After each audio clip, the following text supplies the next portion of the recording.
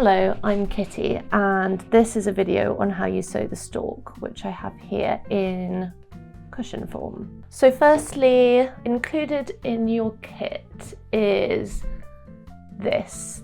This is a sampler which is going to teach you the 4 stitches that you need, which is backstitch, whipped backstitch, chain stitch and satin stitch. There is a whole nother video that I've made on how to make these 4 stitches, so if you don't know any of them, maybe go back and watch that video, which the QR code for that is on your leaflet that you get in your pack. And that video also goes through the basics of embroidery, like how to start your piece, how to finish your piece, how to prepare your thread, that kind of thing.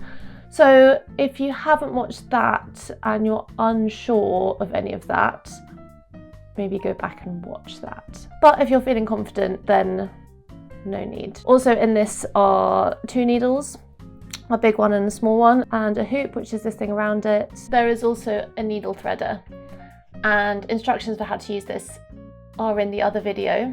I would say, which I forgot to mention in the other video, that by their nature, these are quite flimsy and the needles are quite small. So sometimes when you're tugging them through, the wire comes out. So my tip for that would just be, when you're pulling the thread through the needle, instead of holding it here, hold it here, and then you'll be able to get them through easy peasy.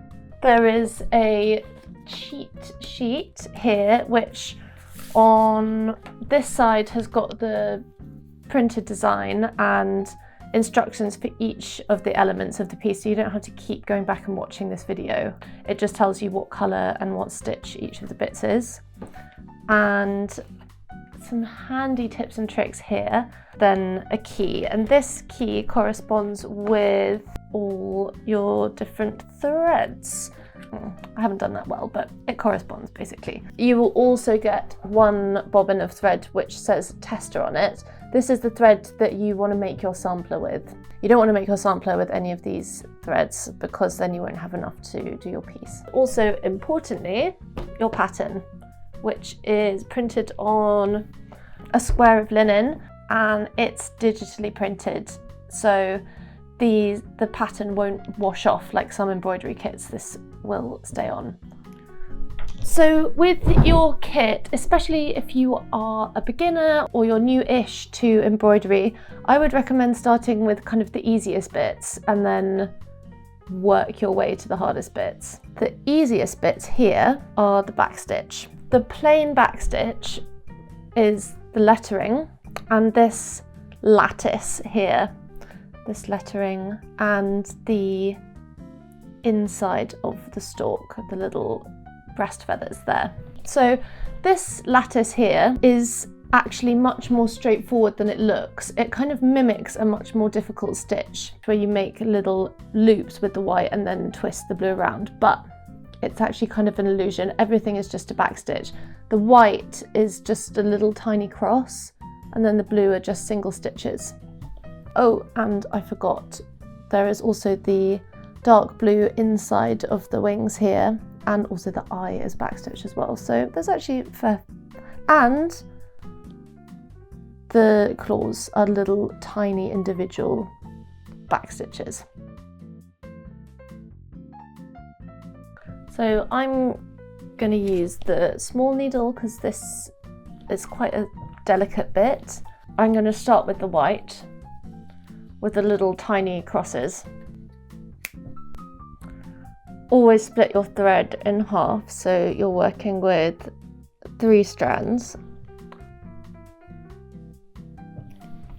You just want to start by making over the dots little tiny crosses. They don't need to be perfect at all.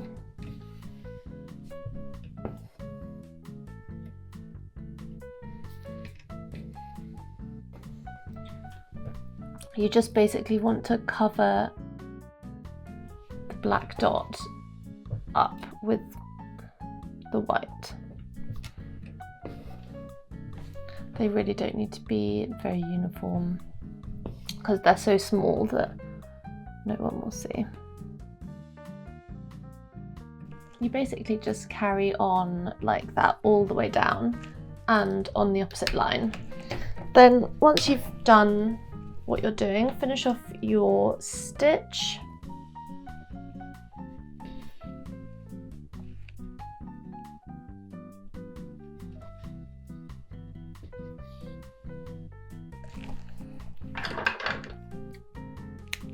And then you go in with your blue, your mist, and you just go in with single stitches connecting the white crosses together.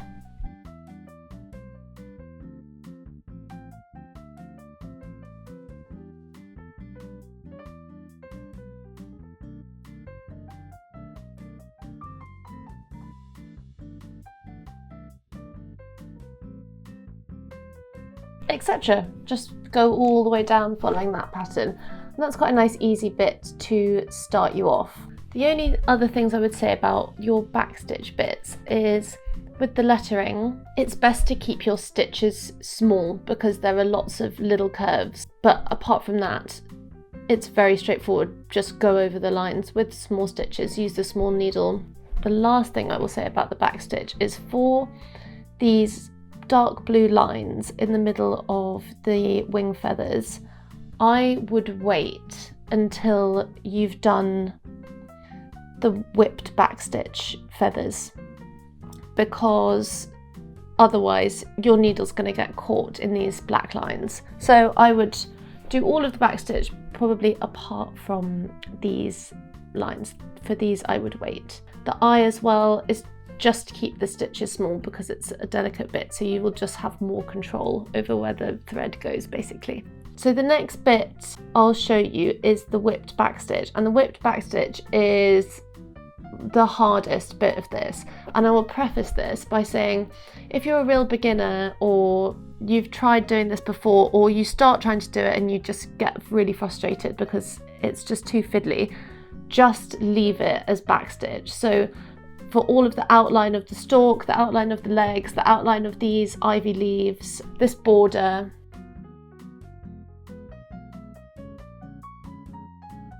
the border should be straightforward because it's just a straight line, but anywhere where it's fiddly, like for example the feet or the feathers or the points of the ivy, just leave it. It will still look really good and it will be much quicker, and it will perhaps lead to less frustration and irritation. So if you want to leave it as backstitch, please do that. If you do want to do the whipped backstitch, then I will show you how to do one of the more fiddly bits. For these, in the sampler it will show you how to do just a straight line, which you use for this border, which is just you go in with a line of backstitch and then twist your needle round. However, for points and little curves, it is a little bit more tricky. I'm going to show you how to do the ivy leaves. As I said, for all the bits of whipped backstitch, you want to start with a line of plain backstitch. So just go over the lines. And I am going to show you a pro tip of how to do whipped backstitch for a thing with lots of points. And this tip also applies to anything with a point, basically. So it will apply to the feet and obviously the leaves. I usually don't include this tip in my videos, but because this piece has got so many pointy bits, I thought I would just include it if you're finding it all a breeze and you want to take it to the next level. Every point has got an outside and an inside. I will show you, I think that will be the best way to do it. But just to try and explain before, you want your thread to always go around the outside of the point. So here, here, here, here, here, here, etc. So come up not on a point and start whipping your stitches. And here I'm already going in the right direction, so I want to go round and in like that. So it's gone round that line, and that just makes a really sort of defined curve. So here I'm coming in like that, and I want to get my needle so it goes round this curve.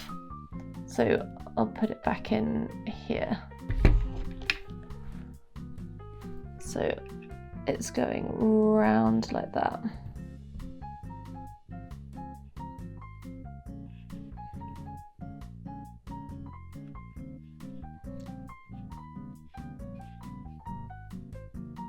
And then again going round.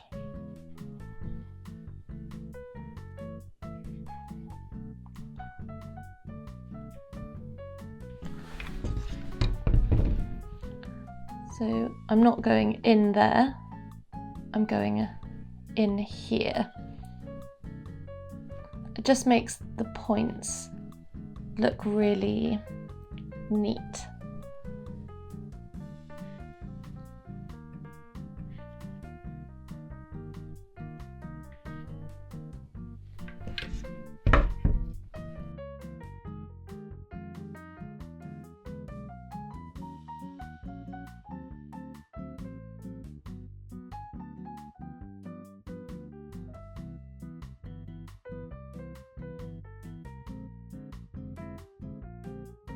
That's the way I do it.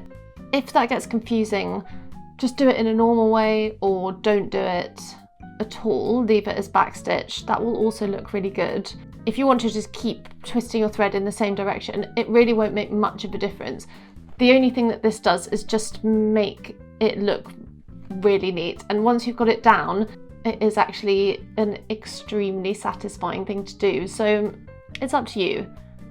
But I just thought I'd include that just because there are so many little pointy ivy leaves. Again, with these wing feathers, start off with backstitch. You can probably see here why it's a better idea to leave the inside lines until after this, because then you can just go and fill them in. Whereas if this is all dark blue now, you're gonna find it tricky. So the trick here, this is easier for the points because you just want to always be going in the same direction.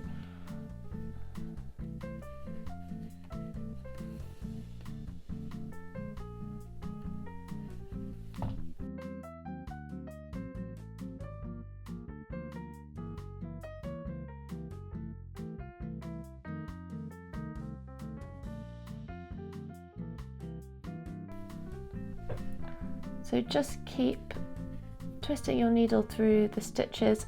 It's much easier if you're not doing this on an embroidery stand.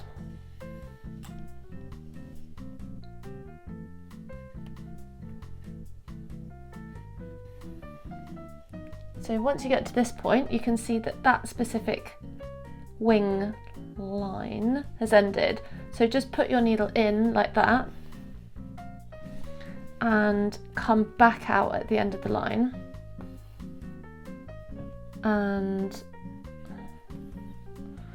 go again round like this.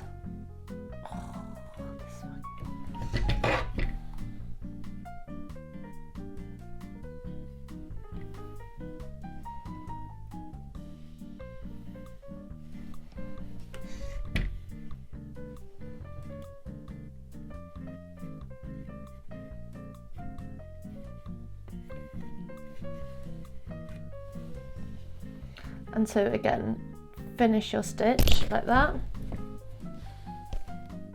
and then start again here.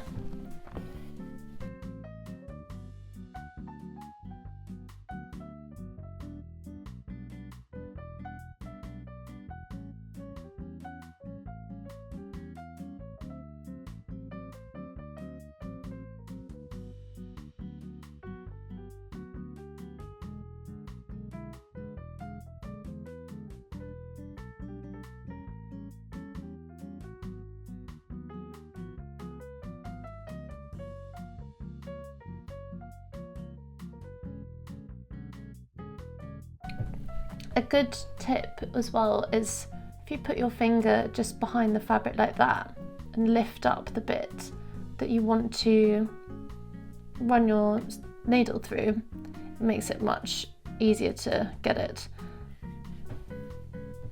You want to be careful to not try and snag any of the other stitches like that when you're doing it, so just it elevates your needle. And then basically just go around like that all the way down the wing and then fill in with the dark blue. So the next is chain stitch, and that is really straightforward. It's only used here for the stems of the ivy. I think the only thing to remember for the chain stitch is just remember that the middle line here is dark green instead of light green. So for the chain stitch, you just start at the bottom of the line or top of the line. I always do it so that my chain stitch is moving away from where I'm sitting. I never do it coming towards me. So you might just have to turn your hoop.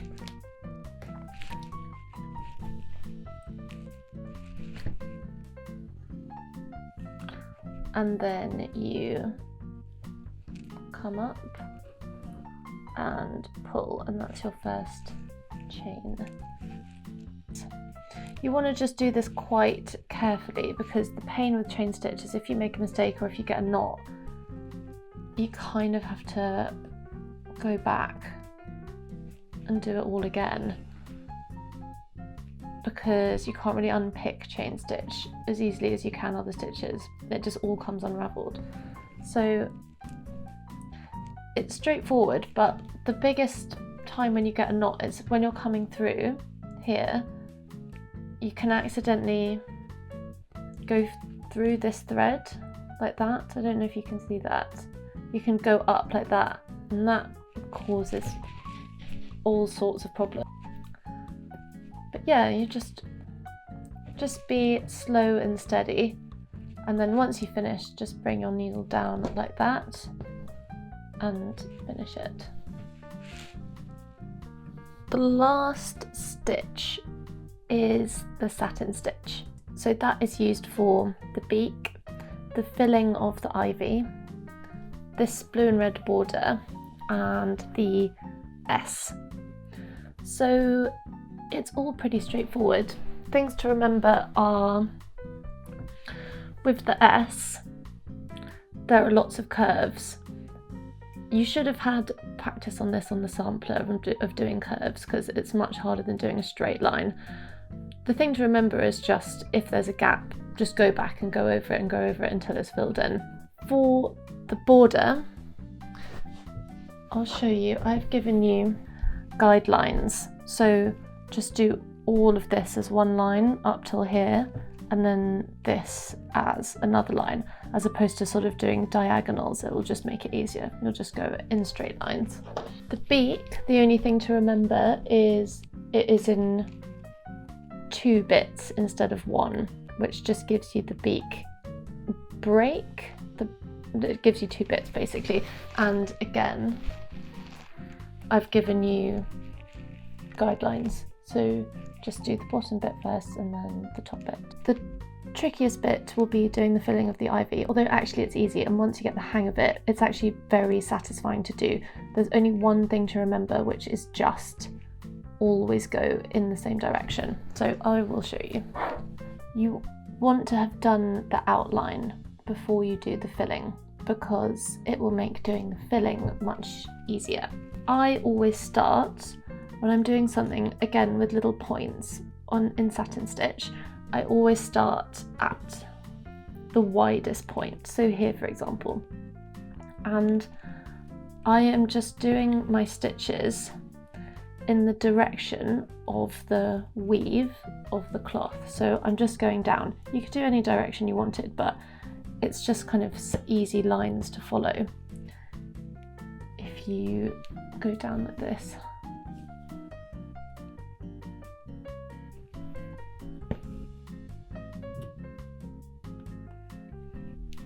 And you basically just fill in the shape. If you accidentally leave a bit out, just go back over it. But yeah, it's basically colouring in, and it actually takes way less long than you think it will. You cover quite a lot of ground quite quickly.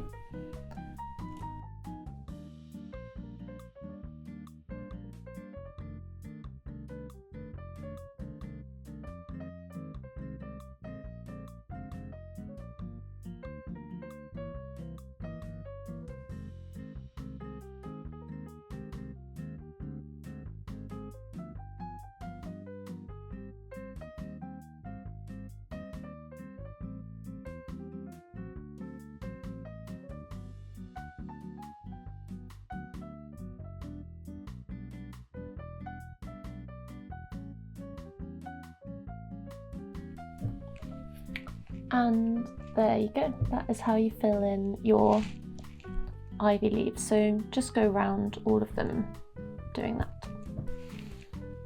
So that is it.